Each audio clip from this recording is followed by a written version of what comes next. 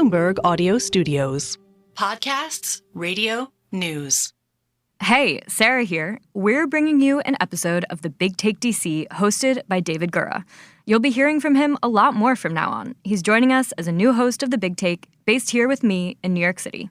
Here's David. The U.S. House of Representatives passed a bill last week that would ban TikTok unless its Chinese owners sell the platform. And many of the app's 170 million American users are not happy about it. Oh, U.S. government of America, you've made a big mistake. When it comes to banning the Renegade app is the one time that they decide to unite forces and come together. They look like bad Scooby-Doo villains that need to retire, and I wish they would. It's not the first time lawmakers have gone up against this super popular app. Former President Donald Trump signed an executive order to ban it back in 2020, but it was blocked in court. And last year, Congress took up the idea of regulating it, but attempts to ban it outright have failed. Now, renewed concerns have it back on the top of lawmakers' desks. Today on the show, it's the U.S. government versus TikTok. Why is Washington picking this fight again and now? Does it really stand a chance of addressing the China-related national security concerns they're worried about? And could any version of that proposal actually work? From Bloomberg's Washington Bureau, this is the Big Take DC podcast. I'm David Gura. Saleha Mohsen is promoting her new book out this week called Paper Soldiers: How the Weaponization of the Dollar Changed the World Order.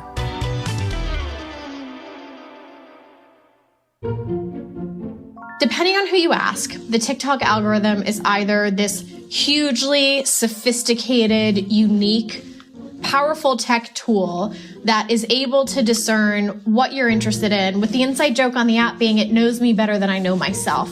Or, as some lawmakers see it, it is an incredibly sophisticated spy device for espionage to collect information that I didn't even know about myself. Alex Barinka is a tech reporter at Bloomberg, and she says the very thing that makes TikTok users rabid for the app is what the government is so concerned about: its stickiness. Users love the app because it feeds them content that seems perfectly tailored to their interests, whether that's a viral feta pasta recipe or a puppy video. They spend upwards of an hour on the app every single day. It is absolutely an enviable asset to have. That asset, the captive eyeballs and data of millions of American users, ultimately belongs to a Chinese tech company called ByteDance, which owns TikTok, which makes many U.S. lawmakers uneasy. We've seen politicians coming out of briefings with the FBI and the Justice Department saying, essentially, trust us, this app is a problem, but we can't share the details. Lawmakers and officials largely have thrown out a lot of hypotheticals, not a lot of specific evidence. So I turned to Dan Flatley, a national security reporter at Bloomberg. Dan, I want to ask you about the chorus of criticism or the concern that we're hearing from lawmakers. What are they saying about the specific risks they think this poses to national security? Well, the number one risk is data security. So TikTok's parent company, ByteDance, is based in China, has ties to the Chinese government. And there is a concern that the Chinese government could, at some future date, compel ByteDance to turn over whatever data it has from TikTok to the government. And then that data can be used with other types of data that China has collected, either through hacks or other forms of cyber attack, or just data that they've bought on the open market to profile people or to blackmail people or for some other purpose that we don't know about. Now, TikTok, it should be noted, has always disputed this and has basically said TikTok Incorporated is a U.S. incorporated company. The data is walled off from any government.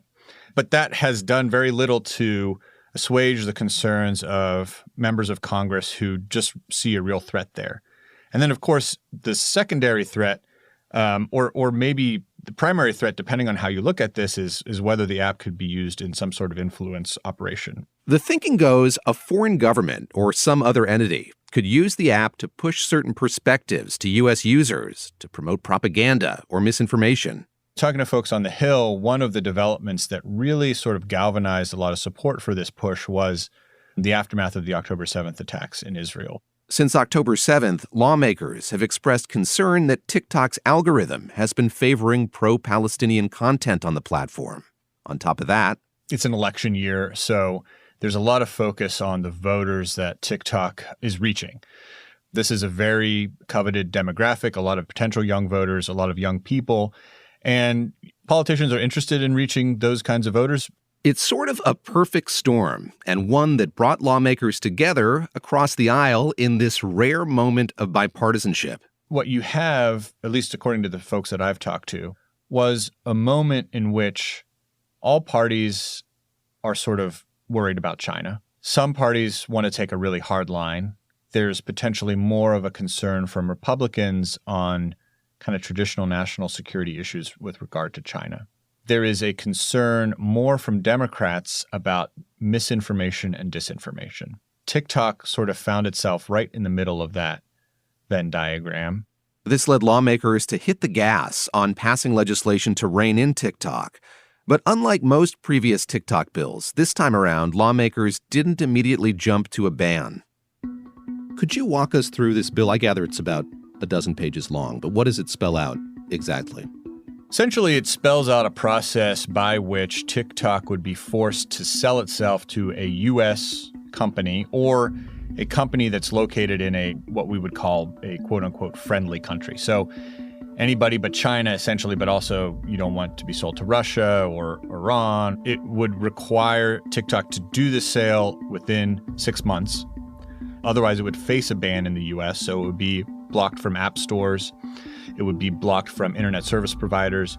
You wouldn't be able to get any updates to it. And essentially, it would just sort of die of starvation because the back-end stuff would no longer be able to happen. In other words, this is an ultimatum to ByteDance. Congress is saying, sell off TikTok to a new owner, or the U.S. is going to ban the app. This bill moved incredibly fast. Tech reporter Alex Barinka again. From its introduction to its vote, it moved at a speed that we haven't really seen before, or not in recent years with the makeup of Congress as it is right now.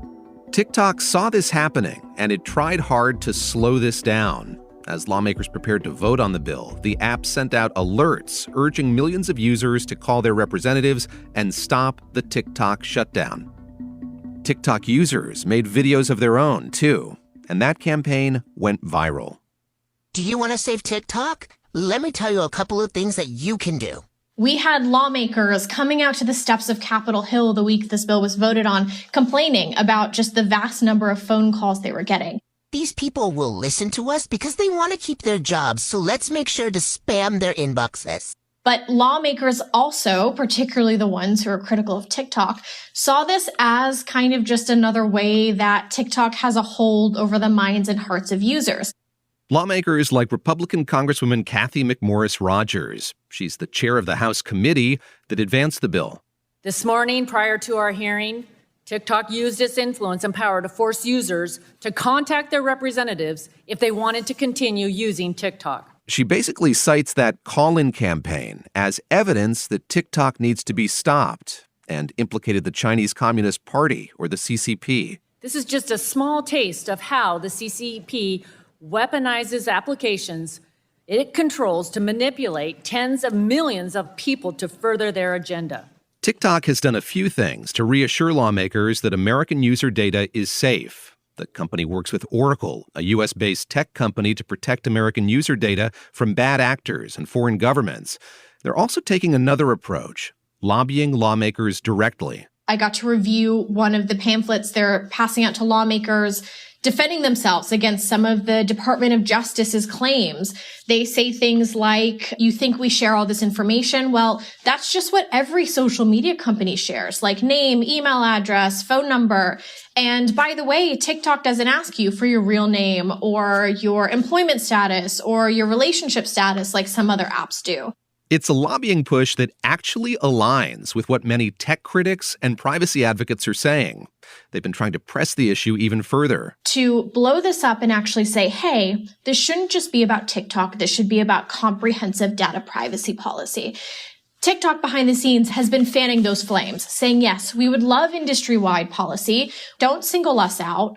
According to Alex, privacy experts think this is a fair point. She spoke to one named Callie Schroeder, who works at a privacy advocacy organization called Epic. She said, look, if the internet is a colander, then banning TikTok from the US is like plugging one of those tiny holes, and you're leaving all the rest open for data to kind of seep out, not only from rivals who have had a litany of data breaches and kind of bad situations come up, but also from things like data brokers, these third parties that vacuum up hordes of information from the internet and sell it to the highest bidder. It's very unusual to see a specific company named in legislation like this. And that actually has some members of Congress concerned. Does this actually address the problem, or is this just kind of a Band-Aid? Okay, today it's TikTok, tomorrow it may be something else. Do we need to pass a piece of legislation every time this happens? Whether it's a problem with TikTok alone or with the entire social media environment, lawmakers have decided there is cause for concern. But now that the House has passed this bill, it goes to the Senate. And if it manages to become a law, which, again, is a long shot, there are still huge questions about how to actually implement it. That's coming up.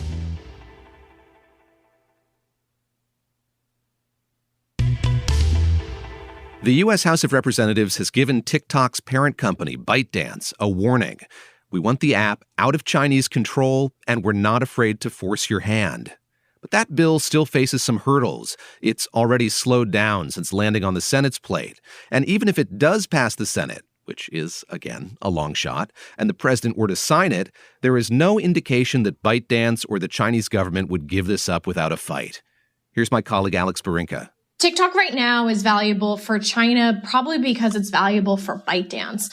We know, according to our sources, that they aim to sell almost $18 billion worth of goods on the app in the U.S. in its first year of operating TikTok Shop.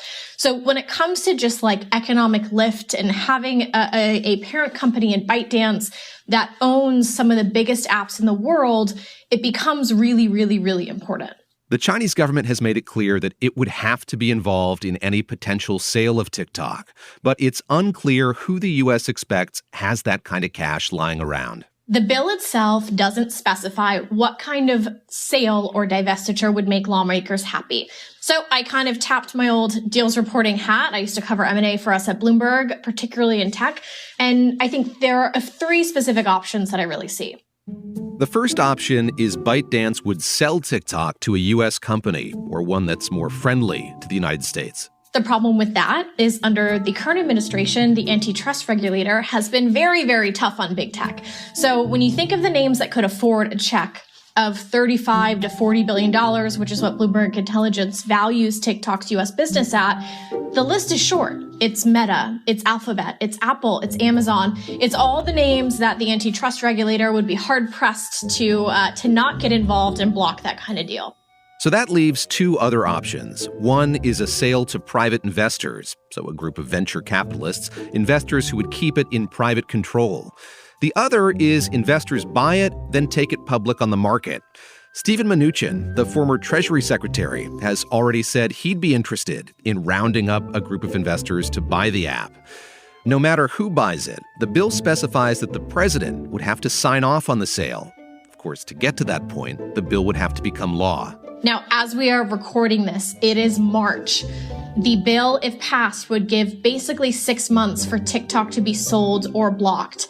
If this passes, say, in May, which would be pretty quick for this bill to get through the Senate, that would put that deadline in November. And this November is election season. So this timeline will be really important as legislators look at this bill and potentially continue to hear from users who are staring at their ballots, thinking about who they're going to vote for, and thinking about who might try to snatch this app that they love from their hands. Which would make things tricky for President Joe Biden, whose campaign joined TikTok for the first time this year. They have been posting dozens of videos and clearly trying to reach an audience there. For the Democratic Party, young people have been incredibly important. In Biden's first election, young people turned out at record levels. In the last midterm election, some experts say that young Democrats blocked the prophesized red wave. So when you look at what Biden has to lose, it is those voters. White House officials have said they want to see some changes to the bill, but President Biden has said he would sign it into law, which could alienate some young voters. There's already been backlash against lawmakers who have targeted TikTok, particularly those who have used the app in the past, like one North Carolina congressman. Jeff Jackson is currently in the U.S. House of Representatives, but he is running for Attorney General in his state. He has been one of the most successful examples of a politician on TikTok, and he also voted for this bill. And after that happened, he has been just blasted on the app. He's lost over 100,000 followers of his 2.5 million. And he's had to come out with a few response videos, basically trying to justify his decision. I apologize. I did not handle this situation well from top to bottom. And that is why I have been completely roasted on this app over the last 48 hours. TikTok users, they did not accept Jackson's apology. Congratulations, Jeffrey Jackson. I am officially giving you this award for the single dumbest video I have ever seen on the internet. All this is to say lawmakers are in a tough spot. Not just Democrats, who are scared of alienating young voters in an election year. Republicans, too. Former President Trump has come out and said he's against the bill, even though he once tried to ban TikTok by executive order. Now he says this bill would give Meta too much power. You'll remember after the January 6th insurrection, Facebook removed Donald Trump from the platform. He was off the platform for 2 years. So perhaps there's a little bit of animosity there with Trump and Meta, which owns Facebook. But it is incredibly fascinating and honestly put a lot of Republicans in a bind. And that brings us to the very last wrinkle in this very complicated legislative picture. If ByteDance and the Chinese government refuse to sell TikTok, the U.S. government would ask American tech companies, like Apple and Google, to ban it from their app stores. That sort of ban might run into trouble with the Supreme Court. There is a really interesting legal argument that's come to the forefront. In 1965, there was a U.S. Supreme Court case where the justices voted unanimously that the First Amendment protects Americans' right to see and view communist propaganda. There was a moment where the post office was looking to block the sending of Chinese communist propaganda through the Postal Service, and that was protected by the First Amendment. Alex points out this kind of censorship of free speech would be pretty draconian. It's worth noting TikTok's main competitor is Instagram Reels, a video product owned by Meta. So a TikTok ban would give Meta a lot of power over the market, as Trump pointed out. Alex says there's also a compelling argument that a TikTok ban would hurt other American tech companies by making the U.S. look bad. The biggest social media companies in the world are American companies. And if America comes to the table and says, we're going to pluck this gem, this global gem in TikTok, and force it to be owned by another American company, how does that look on the world stage? All this is pretty unprecedented. Congress has never forced an international company to sell off part of its business. And my colleague Dan says they might not manage to do that this time around either. The Senate famously slows down the legislative process. I don't have a crystal ball, and I've gotten in trouble before trying to predict what Congress is going to do. But unless the Senate moves quickly on this, which there's no indication that they are at the moment, this is going to get bogged down in months and months of negotiations, and nothing may ever happen with it. That's a safe bet. I think. As far as congressional clairvoyance, I think that's pretty good. Thanks for listening to the Big Take DC podcast from Bloomberg News. I'm David Gura. This episode was produced by Julia Press. It was mixed by Ben O'Brien. It was fact-checked by Naomi Ng. Naomi Shavin is our senior producer. It was edited by Caitlin Kenny, Aaron Edwards, and Michael Shepard, who also provides editorial direction with Wendy Benjaminson and Elizabeth Ponceau. Nicole Beamsterboer is our executive producer. Sage Bauman is Bloomberg's head of podcasts. Thanks for listening. We'll be back next week.